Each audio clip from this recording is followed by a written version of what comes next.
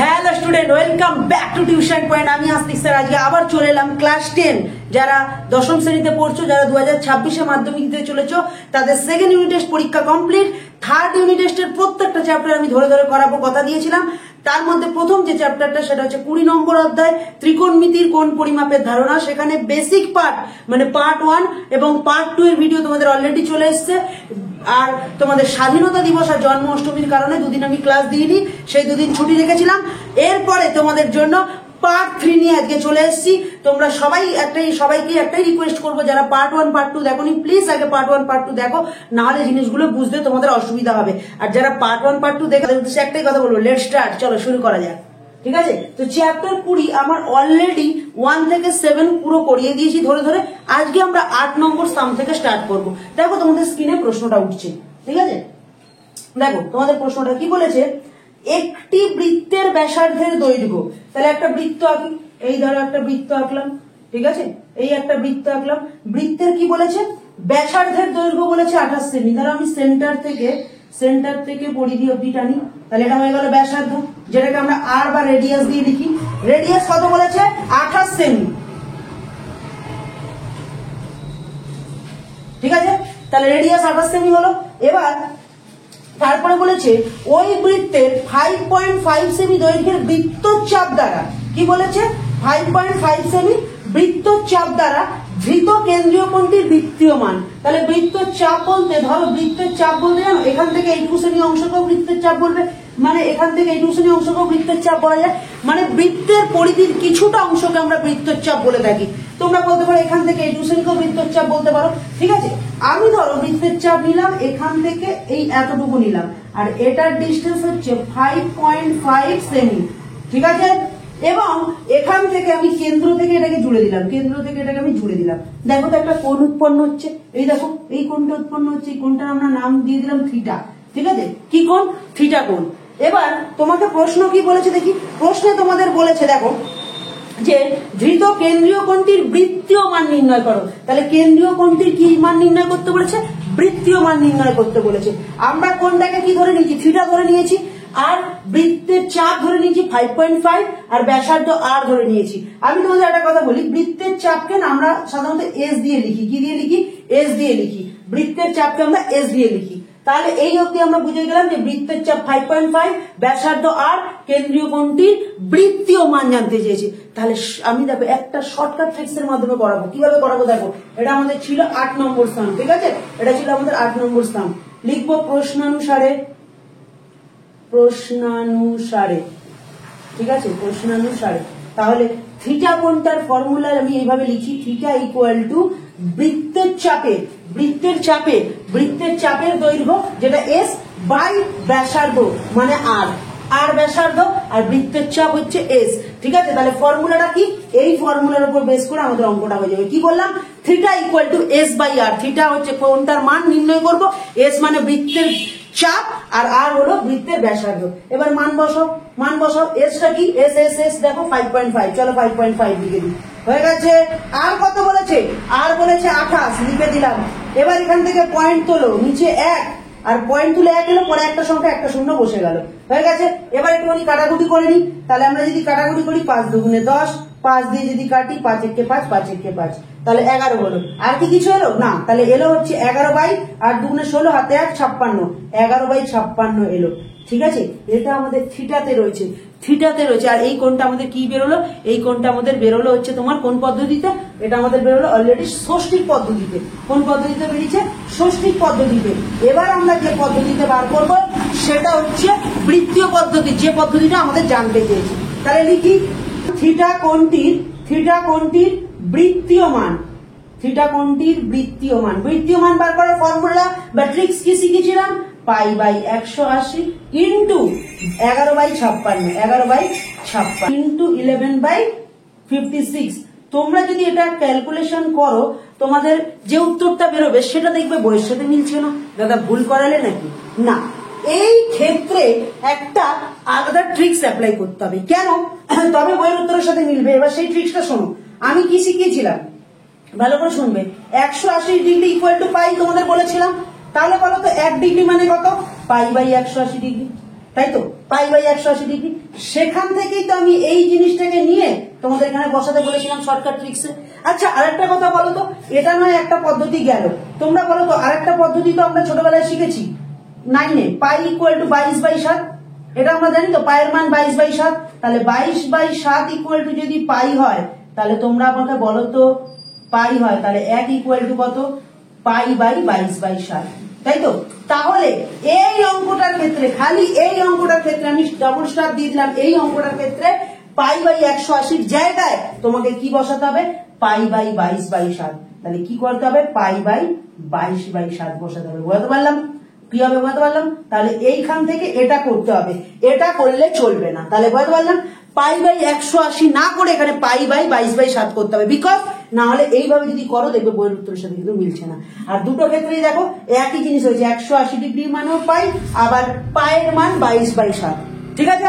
তাহলে 22/7 মানে পাই, 1 মানে কত, 1 ইউনিট মানে কত, তাহলে এখানে পাই বাই 22/7 বুঝতে পারলাম। এবার তোমরা ক্যালকুলেশন করে দেখো উত্তর মিলে গেছে। পাই বাই, আচ্ছা পাই বাই না, এদিকে দেখো ভালো করে দেখো, পাই উপরে রয়েছে, উপরে রেখে দিলাম, এটা বাই রয়েছে, এটাকে যখন ইনটু করবে এটা উল্টে যাবে, 7/22 আর এখানে কত আছে 11/56, কাটাকুটি করি, 11 দুগুণে 22, 7 8 56, তাহলে কত হবে, পাই বাই 16 রেডিয়ান, ঠিক আছে? তাহলে pi by 16 radian, pi by 16 radian, বুঝতে পারলাম? তাহলে কি বললাম, থিটা ইকুয়াল টু বৃত্তের চাপের দৈর্ঘ্য বাই ব্যাসার্ধের দৈর্ঘ্য করলে আমরা ষষ্ঠিক পদ্ধতিতে কোণের মানটা পেয়ে গেলাম, এবং সেটাকে বৃত্তীয় মানে বা বৃত্তীয় পদ্ধতিতে নিয়ে যাওয়ার জন্য ফর্মুলা কি ছিল, পাই বাই 180 ইন্টু যে ডিগ্রিটা থাকবে বা যে ষষ্ঠিক মানটা থাকবে সেটা 11/56, কিন্তু এক্ষেত্রে বইয়ের উত্তর মিলবে না, তাই জন্য আমরা কি করব, পাই বাই 22/7 করবো। কেন করলাম সেটা কিন্তু তোমাদের এখানে বলালাম যে কেন পাই বাই 180 করি, আর এখানে বোঝালাম কেন এক্ষেত্রে আমরা এটা করবো। বুঝতে পারলাম কেসটা? দেখো উত্তর বইয়ের সাথে মিলে গেছে, বুঝতে পারছি? চলো নেক্সট অঙ্কে আসে যাক। অঙ্ক ভালো করে দেখবে, অঙ্কটা কি বলছে, বলছে যে একটি বৃত্তের অসমান দৈর্ঘ্যের দুটি বৃত্তের চাপ কেন্দ্রে যে কোণ উৎপন্ন করে তার অনুপাত 5:2, এবং দ্বিতীয় কোণটির ষষ্ঠিক মান 30 ডিগ্রি হলে প্রথম কোণটির ষষ্ঠিক ও বৃত্তীয় মান কত। তাহলে চলো আপাতত আমি একটা ছবি ড্র করি। এই একটা বৃত্ত আঁকলাম, এবার বৃত্তের এই কেন্দ্র থেকে এত অব্দি গেলাম, ঠিক আছে, যেটা হচ্ছে ব্যাসার্ধ, বৃত্তের কেন্দ্র থেকে পরিধি পর্যন্ত এইটুকু শ্রেণী পাঠ হচ্ছে ব্যাসার্ধ। এবার বলেছে এখান থেকে ধরো এইখান থেকে এতটুকু একটা বৃত্তের চাপ নিলাম, আবার এতটাই সেম রাখবো না, তার থেকে একটু বড় বা ছোট রাখবো, ঠিক আছে? তাহলে এখান থেকে যে কোণটা উৎপন্ন হচ্ছে আর এখান থেকে যে কোণটা উৎপন্ন হচ্ছে, দুটো কোণের অনুপাত কি বলেছে, 5:2। দেখা গেল এটা একটু ছোট, তাহলে আমি এটাকে 2 লিখলাম, আর এটা একটু হালকা বড়, তাই জন্য এটাকে আমি 5 লিখলাম, আর আরটাকে আমি সাইড করে লিখি, ঠিক আছে? আর হচ্ছে ব্যাসার্ধ, এই যে এইটা হচ্ছে ব্যাসার্ধ, ঠিক আছে? তাহলে বুঝতে পারলাম। তাহলে কি বললাম, এই যে একটা বৃত্তচাপ, এই যে একটা বৃত্তচাপ, দুটো কিন্তু সেম না, অসমান বলেছে, এবং কেন্দ্র থেকে যে কোণ দুটো উৎপন্ন করবে তাদের অনুপাত বলেছে 5:2। তাহলে একটাকে 2 ধরলাম, একটাকে 5 ধরলাম, কোনো ডাউট আছে এই অবধি? এরপরে আমাকে অঙ্কে যেটা বলেছে সেটা এবার এগোবো। এবং বলেছে দ্বিতীয় কোণটির ষষ্ঠিক মান 30 ডিগ্রি, দ্বিতীয় কোণটার ষষ্ঠিক মান বলে দিচ্ছে 30 ডিগ্রি। তাহলে প্রথম কোণ তুমি যেটাকে ধরবে, দ্বিতীয় কোণটাকে তুমি কি ধরবে, 30 ডিগ্রি ধরবে, ঠিক আছে? আর কি বলেছে, প্রথম কোণটির ষষ্ঠিক আর বৃত্তীয় মান তোমাকে জানতে চেয়েছে। তাহলে আমি যেভাবে করছি ভালো করে মন দিয়ে দেখো, কি লিখবো, ধরি দুটি কোণের ষষ্ঠিক মান, দুটি কোণের ষষ্ঠিক মান সমান ষষ্ঠিক মান ধরবো। এখানে যেহেতু 5:2 আকারে রয়েছে, তাই জন্য আমরা এটাকে 5 বা 2 পুরোপুরি ধরতে পারবো না, এদের এককগুলো এমন আছে যে তাদের ইস্টু করলে 5:2 হবে, বুঝতে পারলাম?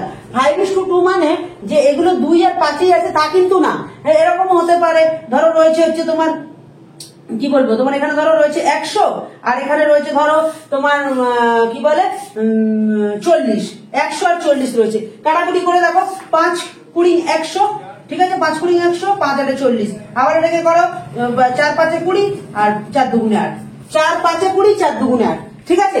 তাহলে 100 আর 40 এর ইস্টু করেও আমরা কি পেলাম, 5:2। মানে এই কোণগুলোর অ্যাকচুয়াল মান আমরা জানি না, অনুপাতে আছে, মানে এটাকে আমরা ধরে নেবো যে এটা 5x আর এটা 2x আছে।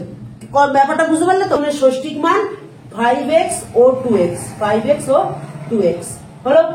আচ্ছা, প্রশ্নানুসারে আমি ধরো দ্বিতীয় কোণটা বলেছি, দ্বিতীয় কোণটা ধরো প্রথম কোণটা হচ্ছে 5x আছে, আমি দ্বিতীয় কোণটাকে 2x ধরে নিলাম। 2x ইকুয়াল টু কত ডিগ্রি বলেছে? 30 ডিগ্রি। তাহলে x ইকুয়াল টু কত হবে? 30 ডিগ্রি বাই 2 মানে 15 ডিগ্রি। তাহলে দ্বিতীয় কোণটা কত বেরিয়ে গেল? দ্বিতীয় কোণটা কি বেরিয়ে গেল? 15 ডিগ্রি বেরিয়ে গেল। তাহলে প্রথম কোণটা বার করা খুব ইজি। তাহলে চলো লিখি। সুতরাং প্রথম কোণটির ষষ্ঠিক মান, প্রথম কোণটির ষষ্ঠিক মান, প্রথম কোণটির ষষ্ঠিক মান। আচ্ছা বাবু, প্রথম কোণ কত ছিল? 5x ছিল, 5x লিখলাম। আচ্ছা, x এর মান আমি জেনে গেছি 15 ডিগ্রি, 15 ডিগ্রি বসাবো, 5 15 75 ডিগ্রি। তাহলে প্রথম কোণটার ষষ্ঠিক মান কমপ্লিট। এবার বৃত্তীয় মান বার করবো। তাহলে লিখবো সুতরাং প্রথম কোণটির বৃত্তীয় মান, প্রথম কোণটির বৃত্তীয় মান কত হবে? প্রথম কোণটির বৃত্তীয় মান হবে 75 degree into pi by 180 degree. ঠিক আছে, বললাম। এবার কাটাকুটি করি। 5 দিয়ে 5 3 15, 16 17 18, 5 6 30, 5 দিয়ে 5 15 75। আবার এখানে কত দিয়ে যাবে? 3 দিয়ে যাবে। 3 একে 3, 3 গুণে 6, 3 5 15, আর যাবে না। তাহলে 5 পাই বাই 12 রেডিয়ান। তাহলে এটা হয়ে গেল বৃত্তীয় পদ্ধতির মান, আর এই যে 75 ডিগ্রিটা হয়ে গেল ষষ্ঠিক পদ্ধতির মান। তাহলে আমাকে প্রথম কোণটা ষষ্ঠিক আর বৃত্তীয় মান জানতে চেয়েছিল। দেখো প্রথম কোণটা ষষ্ঠিক আর বৃত্তীয় মান বের করতে পেরেছি। হয়ে গেছে। উত্তরটা তোমরা লিখবে, উত্তরটা তোমরা লিখবে। চলো চলে আসি পরবর্তী অঙ্কে। চলো চলে আসি পরবর্তী অঙ্ক। কি বলেছে? চলো চলে আসি 10 নম্বর প্রশ্ন। কি বলেছে? একটা ঘূর্ণায়মান রশ্মি -5 পূর্ণ 1/12 পাই কোণ উৎপন্ন করেছে। রশ্মিটি কোন দিকে কতবার পূর্ণ আবর্তন করেছে, তারপরে আরো কত ডিগ্রি কোণ উৎপন্ন করেছে তা হিসেব করি। তাহলে অনেক কিছু বলেছে। আগে আমরা এইটুকু জানবো। তোমরা আগে বলো তো, এদিকে তাকাও, আমার দিকে মন দিয়ে তাকাও। তোমরা ছোটবেলায় গ্রাফের এরকম ছকটা করেছো, ঠিক আছে? এটা হচ্ছে মূল বিন্দু, এটাকে আমরা 0 ধরি। এদিকটা পজিটিভ x, এদিকটা নেগেটিভ x, এদিকটা পজিটিভ y, এদিকটা নেগেটিভ y। আচ্ছা, কোন রশ্মি ধরো, এই ধরো এই একটা রশ্মি, ভালো করে বুঝবে। এই ধরো একটা রশ্মি, এই রশ্মিটা যদি ঘড়ির কাঁটার দিকে যায়, দেখো ঘড়ির কাঁটার দিকে যাচ্ছে। ঘড়ির কাঁটা কেমন ঘোরে? ঘড়ির কাঁটা কেমন ঘোরে? এরকম ঘোরে, ঠিক আছে? তাহলে ঘড়ির কাঁটার দিকে যদি যায়, তাহলে কি দিকে যাচ্ছে? নেগেটিভের দিকে যাচ্ছে। নিচের দিকে নেগেটিভ, উপরের দিকে পজিটিভ, ঠিক আছে? তাহলে এটা কি হচ্ছে? ঋণাত্মক দিক হচ্ছে। কখন ঋণাত্মক দিক হবে? যখন ঘড়ির কাঁটার দিকে যাবে। আর ঘড়ির কাঁটার বিপরীত দিকে গেলে হবে ধনাত্মক। কি হবে? ধনাত্মক। তাহলে ধনাত্মক কখন হবে? ঘড়ির কাঁটার বিপরীত দিকে। ঘড়ির কাঁটা কোন দিকে ঘোরে? এরকম tick tick tick tick tick করে ঘোরে। তাহলে ওই দিকে ঘড়ির কাঁটার দিকে হলে কি হবে? ঋণাত্মক হবে। আর ঘড়ির কাঁটার বিপরীত দিকে হলে কি হবে? ধনাত্মক হবে। এই কথাটা বুঝতে পেরেছি? আচ্ছা, এবার একটা কথা বলো, ধরো ঘড়ির কাঁটা এখান থেকে যাত্রা শুরু করলো, মানে এটা 12। এই ধরো 12 থেকে ঘুরে ঘুরে ঘুরে ঘুরে যখন আবার ঘড়ির কাঁটা 12-এ যাবে, মানে সম্পূর্ণ একবার ঘোরা, মানে ঘড়ির কাঁটাটা কত ডিগ্রি ঘুরলো? ঘড়ির কাঁটাটা ঘুরলো 360 ডিগ্রি। কত ডিগ্রি ঘুরলো? 360 ডিগ্রি। তাহলে ঘড়ির কাঁটা পূর্ণ একবার আবর্তন করা মানে কত ডিগ্রি ঘুরলো? 360 ডিগ্রি। এত অব্দি বুঝবেন? একটা বৃত্ত হয়ে যাবে তো, পূর্ণ আবর্তন করা মানে একটা বৃত্ত। আর বৃত্তের কত অ্যাঙ্গেল কত? 360 ডিগ্রি, তাই তো? বৃত্তের একটা বৃত্ত কত ডিগ্রি হয়? 360 ডিগ্রি। এটা ছোটবেলা থেকে আমরা জেনে এসেছি।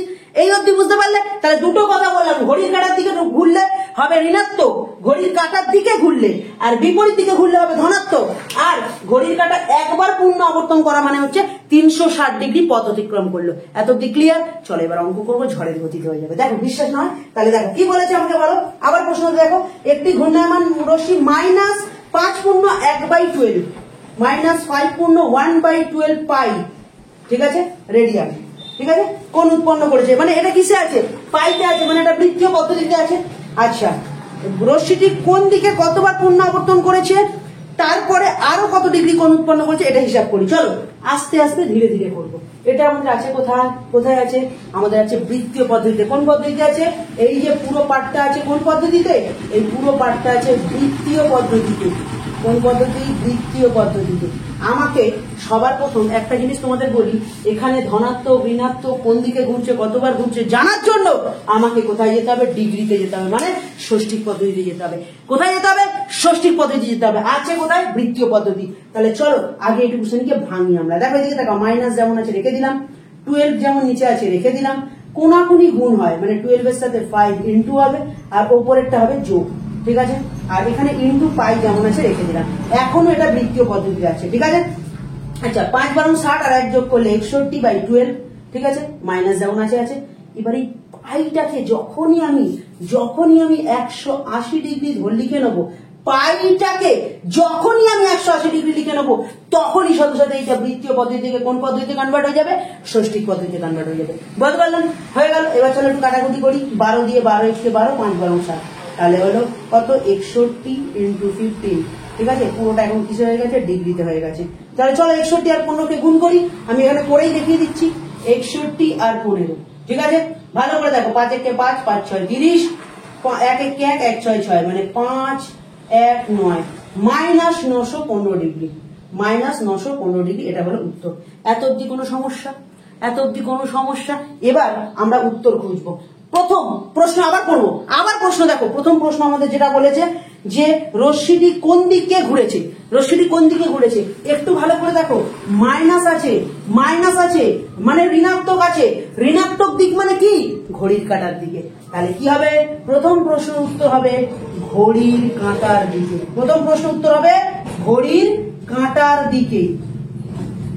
দ্বিতীয় প্রশ্ন, দ্বিতীয় প্রশ্ন, চলো চলো, দ্বিতীয় প্রশ্ন কি বলেছে? বলেছে কতবার পূর্ণ আবর্তন করবে। আমরা দেখতে পাচ্ছি মাইনাস 915 ডিগ্রি আবর্তন করেছে।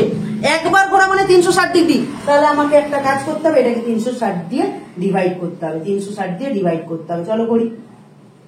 মাইনাসটা আছে থাকুক, ঠিক আছে, মাইনাসটা আছে থাকুক, এখানে লিখে দিই minus 915 degree by 360 degree equal to. চলো এবার 915 কে আমরা ভাগ করবো। আচ্ছা, কত দিয়ে? 2 দিয়ে যাবে, 2 0 0, 6 0 12 3 0 6 7, কারণ 3 দিয়ে হলে বেশি হয়ে যাবে। 5 11 থেকে 2 গেলে হচ্ছে তোমার 9, তাই তো? 11 থেকে 2 না গেলে 9, আর এখানে 1 এলো, তাহলে 8, 195 ডিগ্রি। তাহলে এই যে এটা হলো, ভালো করে শোনো, 360 দিয়ে যখন ভাগ করলাম, এটা দুবার পূর্ণ আবর্তন করলো, আর অতিরিক্ত 195 ডিগ্রি। অনেকে বুঝতে পারিনি, অনেকে বুঝতে পারিনি। চলো আবার বোঝাচ্ছি। এটা ডিগ্রিতে আছে, 915 ডিগ্রি আছে, 360 মানে একবার পূর্ণ আবর্তন। তাহলে 360 দিয়ে ভাগ করার পর যে ভাগফলটা পাবো ততবার পূর্ণ আবর্তন করেছে এবং অতিরিক্ত আরো এতটা ডিগ্রি গেছে। তাহলে আমাকে বলেছে কোন দিকে যাবে?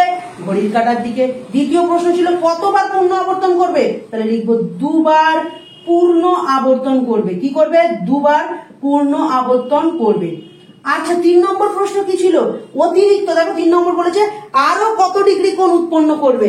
দুবার সম্পূর্ণ আবর্তন করলে বা পূর্ণ আবর্তন করলো, আরো অতিরিক্ত কত করেছে? আরো অতিরিক্ত কত ডিগ্রি কোণ উৎপন্ন করেছে? আরো অতিরিক্ত 195 ডিগ্রি কোণ উৎপন্ন করেছে। কোণ উৎপন্ন করেছে। চলো কাকা, কমপ্লিট।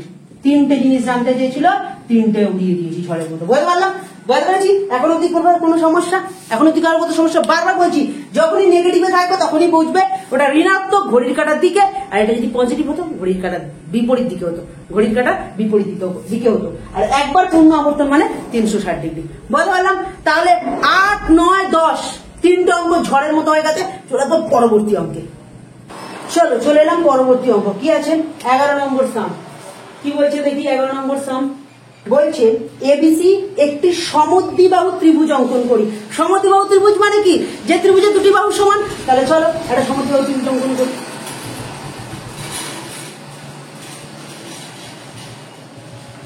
চলো একটা সমদ্বিবাহু ত্রিভুজ অঙ্কন হয়ে গেছে। তাহলে কি বলেছে? এবিসি, আচ্ছা নাম দিয়ে দিই ভালোবেসে। এটা ধরো এ দিলাম, এটা ধরো বি দিলাম, এটা ধরো সি দিলাম। আচ্ছা, তারপরে বলেছেন যে সমান বাহুদ্বয়ের অন্তর্ভুক্ত কোণ এবিসি। আচ্ছা, সমান বাহুদ্বয়ের অন্তর্ভুক্ত কোণ এবিসি।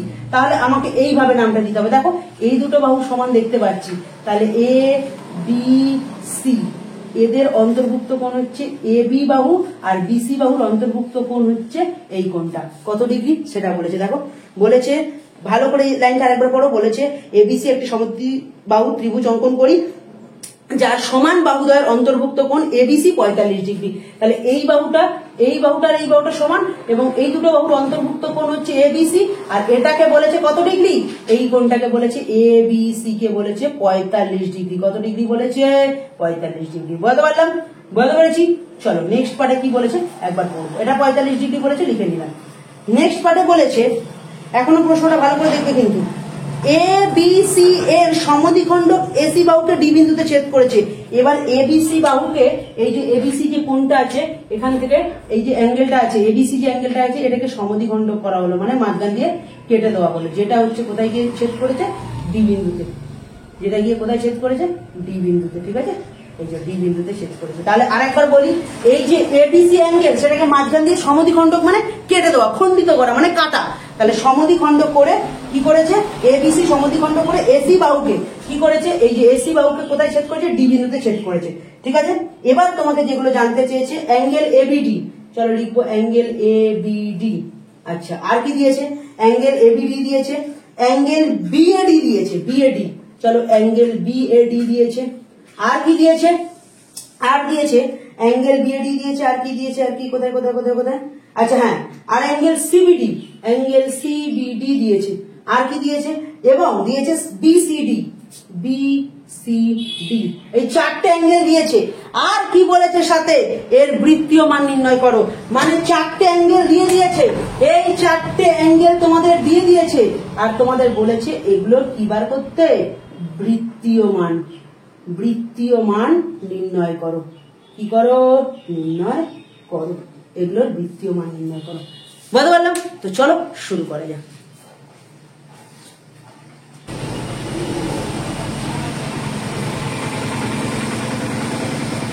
আচ্ছা, তোমরা তো এটা জানো যে সমদ্বিবাহু ত্রিভুজের যে দুটি বাহু সমান হয়, ধরো এই বাহুটা সমান হলো, তো তাহলে এর উল্টো দিকের অ্যাঙ্গেল আর এই বাহুটার উল্টো দিকের অ্যাঙ্গেল, এই দুটো অ্যাঙ্গেল সেম হয়।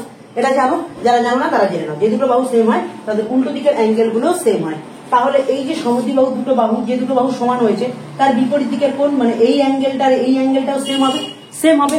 এবার তোমাদের একটা জিনিস ভালো করে দেখো, এই ওপরের যে অ্যাঙ্গেলটা ছিল এটা কিন্তু বলে দিয়েছিল 45 ডিগ্রি, অঙ্কে বলেই দিয়েছিল 45 ডিগ্রি। তাহলে একটা ত্রিভুজের তিনটে কোণের সমষ্টি কত, 180 ডিগ্রি, তার মধ্যে একটা যদি বাদ হয়ে যায় 45, তাহলে পড়ে থাকবে কত, 135 ডিগ্রি। এই 135 ডিগ্রি যে অ্যাঙ্গেলটা বেঁচে আছে, সেই অ্যাঙ্গেলটা, এই দুটো অ্যাঙ্গেল যে বেঁচে থাকা যে অ্যাঙ্গেলটা, এই অ্যাঙ্গেলটার যোগফল 135 ডিগ্রি হবে। আরেকবার বলছি, ত্রিভুজের তিনটে কোণের সমষ্টি 180, তার মধ্যে একটা 45 বলেছে, বেঁচে আছে 135 ডিগ্রি, আর এই 135 ডিগ্রি কি, এই কোণটার যোগফল, এবং এই কোণটার দুটো সেম হবে, যোগফল হবে। কথাটা আবার অনেকে বুঝলো না, মানে ব্যাপারটা বললাম, এদের দুজনের যোগফল ধরো 10 ধরলাম, ভালো করে বুঝবে, এই দুটো কোণের যোগফল ধরো 10 ধরলাম, এবং এই কোণটা 5 হলে এই কোণটাও 5 হবে, এটা 6 এটা 4 এরকম হবে না, দুটো কোণ সমানও হবে। কি হবে, দুটোই সমানও হবে এবং দুটোর যোগফল 10 হবে। সেম ভাবে আমি এটা বললাম, দুটো কোণের যোগফল 135 হবে, এবং এই দুটো কোণের দুজন আর সমানভাবে ডিভাইড হবে। কি হবে, সমানভাবে ডিভাইড হবে, মানে কি হচ্ছে, তুমি বলতে পারো 135/2, আর এটাকেও বলতে পারো 135/2। ঠিক আছে, বলো না, তাহলে দুজনকে সমানভাবে ভাগ করে দিলাম 2 দিয়ে, তাহলে এই কোণটার মান কত হবে, 135/2, এই কোণটার মান হবে 135/2, আর এটা তো 45 বলেছে, বেরিয়ে গেছে। এবার চলো এক একটা করে বৃত্তীয় মান নির্ণয় করি। প্রথম বার করবো এবিডি বৃত্তীয় মান, কোণ এবিডি এর বৃত্তীয় মান। তাহলে চলো লিখি বৃত্তীয় মান ইকুয়াল টু, আচ্ছা এবিডি, খুঁজি কোথায়, এবিডি কোথায়,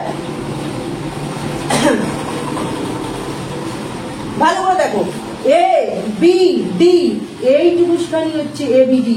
আচ্ছা দাদা, এ বি সি, ভালো করে দিকে তাকাও, এদিকে আমি আরেকটা ছোট করে ছবি আঁকছি, ধরো এ বি সি এই পুরোটা 45 ছিল, আর এ বি ডি বলেছে, এ বি ডি মানে এই ত্রিভুজখানি অ্যাঙ্গেল, তাহলে কি হবে, অর্ধেক হয়ে যাবে। তাহলে চলো, কত ডিগ্রি ছিল, 45 ডিগ্রি, তাকে 2 দিয়ে ডিভাইড করলাম, অর্ধেক হয়ে গেল এবিডি। এবার এটা কিসে ছিল, ষষ্ঠিক পদ্ধতি, বৃত্তীয় পদ্ধতি বার করার ফর্মুলা কি, পাই/180 ডিগ্রি হয়ে গেল। আচ্ছা 45 4 কত হয়, 180, কেন, 45 দুগুণে 90, আর 45 4 180, বুঝতে পারলাম। তাহলে কি হবে, পাই/8 রেডিয়ান। তাহলে प्रथमটা আমার হয়ে গেল, 1 नंबर वाला हो गया, दूसरा ट्राई करेंगे हम, हो जाएगा BAD। चलो ट्राई कर रहे हैं हम लोग। अच्छा एंगल BAD खोजो BAD কোথায়, BAD। আচ্ছা এই অ্যাঙ্গেলটা তো আমরা জানি, অ্যাঙ্গেল BAD মানে এই অ্যাঙ্গেলটা কত ছিল, 135/2 ছিল। চলো যা ছিল তাই লিখবো 135/2 ইন্টু বৃত্তীয় মানে বার করছি মানে π/180। চলো চলো চলো চলো চলো π/180, চলো π/180 হয়েছে। এবার কাটাকুটি করবো, তার আগে দেখি কত 5 দিয়ে যাবে, 5 3 15, 5 6 30, 5 দিয়ে 5 2 10, 5 7 35, 3 দিয়ে 3 1 3, 3 2 6, 3 দিয়ে 3 9 27, আবার যাবে 3 3 9, 3 4 12, তাহলে কত হচ্ছে 3π/8 রেডিয়ান। এত অবধি কারো কত সমস্যা, এত অবধি কারো কত সমস্যা? আরেকবার বলো, দেখো না আরেকবার আমি দেখে নিচ্ছি। 5 3 15, 5 6 30, 5 দিয়ে 5 2 10, 5 7 35, 3 দিয়ে 3 12 36, 3 9 27, 3 4 12, 3 3 9, তাহলে 3π/8 4 2 8 হয়ে গেল। তাহলে আমাদের প্রথমটা বেরিয়ে গেল, দ্বিতীয়টা বেরিয়ে গেল। চলো এবার তৃতীয়টা বার করবো, চলো তৃতীয়টা বার করি, 3 নম্বরটা বার করি। কি বলেছে? 3 নম্বরটা বলেছে সিবিডি, এটা হয়ে গেছে, এটা হয়ে গেছে, এটা সিবিডি। চলো সিবিডি, অ্যাঙ্গেল সিবিডি এর বৃত্তীয় মান। আচ্ছা তো সিবিডি কত, সিবিডি কত? এই দেখো সিবিডি মানে এই দেখো সিবিডি পুরোটা 45, আর এইটুকু শ্রেণী তাহলে কত হবে? অর্ধেক হবে। তাহলে সেইভাবেই করবো 45/2 ইন্টু π/180 ডিগ্রি। আরে বাবা এটা তো আমাদের অলরেডি করে রেখেছি, তাহলে এত খাটবো কেন? ডাইরেক্ট অ্যান্সার বসাবো π/8 রেডিয়ান। বলতে পারলাম π/8 রেডিয়ান। হয়ে গেছে, গল্প শেষ, গল্প শেষ, কোনো সমস্যা নেই। এবার যদি এটা তোমরা বুঝতে পারো, লাস্টেরটা তোমাদের জন্য আমাকে কমেন্ট করে জানাও বিসিডি এর বৃত্তীয় কোণের মান কত। তাহলে এটা তোমরা আমাকে কমেন্ট করে জানাবে, ঠিক আছে? এবং উত্তর কিন্তু অবশ্যই লিখবে। বলতে পারলাম প্রচন্ড গরম, কিচ্ছু করার নেই, ওয়েদার এতই গরম যে পড়ানোই যাচ্ছে না। তাও তোমাদের জন্য রেগুলার ক্লাস আনবো। কথা যখন দিয়েছে আস্তিক স্যার, তার কথা থেকে সে নড়বে না। শুধু একটাই কাজ, রেগুলার বেসিস ভিডিওটা দেখো। হ্যাঁ আমার একটাই দুঃখ যে আমার এই মুহূর্তে স্মার্ট বোর্ড নেই, আমাকে হোয়াইট বোর্ডেই পড়াতে হচ্ছে। তোমাদের কাছে একটাই রিকোয়েস্ট, একটু কষ্ট করে, একটু তোমাদের কোয়ালিটিটা হাই করে একটু ক্লাসগুলো দেখো, আশা করি ভালো লাগবে। এবং পরের বার থেকে আরো ভালো কোয়ালিটি এবং ভালোভাবে ভিডিও আনার চেষ্টা করবো, ঠিক আছে? তো চলো এই অবধি আমাদের 11 অবধি কমপ্লিট হয়ে গেল। তাহলে ধরে ধরে 1 থেকে শুরু করে 11 অবধি অঙ্ক পুরো করিয়ে দিলাম, ঠিক আছে? কোনো রকম অর্থ লাগবে না, তোমরা ফ্রিতে পড়ো, তোমরা ভালো করে পড়ো, তোমাদের শুধু রেজাল্ট চাই। আমার যদি কিছু প্রাপ্য থাকে সেটা হচ্ছে রেজাল্ট, ঠিক আছে? তো চলো এইটুকু শ্রেণী বলার ছিল। আজকের ভিডিও এখানেই শেষ করবো, আজকের ভিডিও এখানেই শেষ করবো। একটাই কথা বলবো, প্রত্যেকটা পার্ট 1, পার্ট 2, পার্ট 3, 3 নম্বর পার্ট অবধি এসে গেল, প্লিজ তোমরা দেখো, ঠিক আছে? এটুকুই বলার ছিল। চলো দেখা হচ্ছে নতুন কোনো ভিডিওর সাথে। আর একটা কথাই বলবো যেতে যেতে, যে লাইক কমেন্ট শেয়ার করতে ভুলো না যদি ভালো লাগে, আর ভালো না লাগলে করো না। যেদিন আমার ভিডিও যবে থেকে ভালো লাগা শুরু হবে তবে থেকে করো, ঠিক আছে? আর তোমার বন্ধুদের মধ্যে শেয়ার করো যারা হয়তো সঠিকভাবে শিখতে পারছে না, বা যারা ভয় পাচ্ছে অঙ্ককে।